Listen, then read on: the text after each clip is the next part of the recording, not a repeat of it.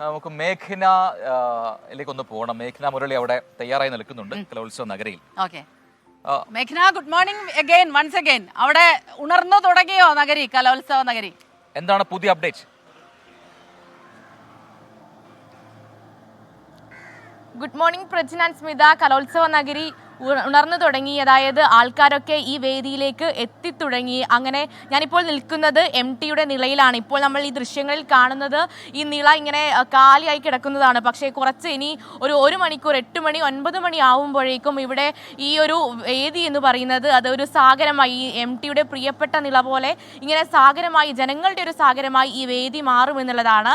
ഇപ്പോൾ ഇവിടുത്തെ ഒരു കസേര ആളില്ലാത്തത് നമ്മൾ കണക്കാക്കേണ്ട കാര്യമേ ഇല്ല. അത്തരത്തിലാണ് തലസ്ഥാന നഗരി ഈ ഒരു കലോത്സവത്തെ സ്വീകരിച്ചിരിക്കുന്നത് എന്നുള്ളതാണ്. ഈ നിലയിൽ ആദ്യത്തെ മത്സരം എന്ന് പറയുന്നത് ഒപ്പനയാണ്.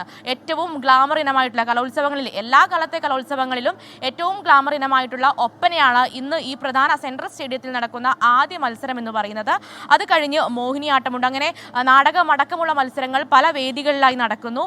ഈ ഒപ്പന ഇവിടെ തുടങ്ങുമ്പോൾ 9:30 ഒപ്പന ഇവിടെ ആരംഭിക്കുമ്പോൾ തന്നെ ഇവിടെ വലിയ തരത്തിൽ ആൾക്കാരുണ്ടാകും. ഒപ്പന എന്ന് പറയുന്നത് എല്ലാ കാലത്തെയും, നമുക്കെല്ലാം അറിയുന്നത് പോലെ തന്നെ എല്ലാ കാലത്തെയും ഗ്ലാമർ ഇനമാണ്. അതിന് വിദ്യാർത്ഥികൾ തയ്യാറായിക്കൊണ്ടിരിക്കുന്നു. ആ തയ്യാറാകുന്ന കാഴ്ചകളടക്കം നമുക്ക് പ്രേക്ഷകരിലേക്ക് എത്തിക്കേണ്ടതുണ്ട്. അതടക്കം അല്പസമയത്തിനകം തന്നെ കുട്ടികളുടെ ഒരുക്കങ്ങളടക്കമുള്ള കാര്യങ്ങൾ 24 പ്രേക്ഷകർക്കായി എത്തിക്കുമെന്ന കാര്യത്തിൽ സംശയമില്ല. എന്തായാലും ഇപ്പോഴും പോയിന്റ് നിലയിൽ വ്യത്യാസം വന്നിട്ടില്ല. പോയിന്റ് നില എന്ന് പറയുന്നത് 215 പോയിന്റുമായി കണ്ണൂരാണ് 1ാം സ്ഥാനത്ത് നിൽക്കുന്നത്. പിന്നീട് തൃശ്ശൂരും കോഴിക്കോടും 1 പോയിന്റിന്റെ വ്യത്യാസത്തിൽ, അത് ഇന്ന് വൈകുന്നേരം ആകുമ്പോഴേക്ക് തന്നെ ഒരു ലീഡ് നില മാറിയാനോ അല്ലെങ്കിൽ കുറച്ചധികം വ്യത്യാസത്തിലേക്ക് ലീഡ് നില പോകാനുമുള്ള സാഹചര്യമുണ്ട്. എന്തായാലും MTയുടെ പ്രിയപ്പെട്ട നിള ഇപ്പോൾ ഇങ്ങനെ കാലിയായി കിടക്കുകയാണ്. പക്ഷേ കുറച്ച് കഴിയുമ്പോഴേക്കും ഇവിടെ ആൾക്കാരെത്തും, കൂടുതൽ ആൾക്കാരെത്തും. പക്ഷേ ഒരു കാലാവസ്ഥയുടെ കാര്യത്തിൽ കൂടി ഒരു ആശങ്കയുണ്ട്. ഇപ്പോൾ മഴ പെയ്യാതിരിക്കണം, അതായത് കുറച്ചുകൂടി കലോത്സവം നന്നായി നടക്കണമെങ്കിൽ മഴ പെയ്യാതിരിക്കേണ്ടതുണ്ട്. കാരണം ഇന്നലത്തെ ഒരു മഴയിൽ തന്നെ ഇവിടെ ഈ വേദിയൊക്കെ അല്ലെങ്കിൽ ചളിപുളിയായി കിടക്കുന്ന ഒരു സാഹചര്യമുണ്ട്. അതുകൊണ്ട് തന്നെ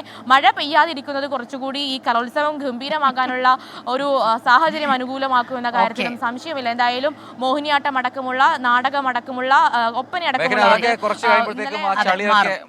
അത് ഇന്നലെ തന്നെ ഇതൊരു ചൂടായിരുന്നു എന്നറിയാം. ആ ചൂട് വൈകിട്ടായപ്പോഴേക്കും ചെറിയൊരു മഴക്കാറ് വെക്കുന്നു.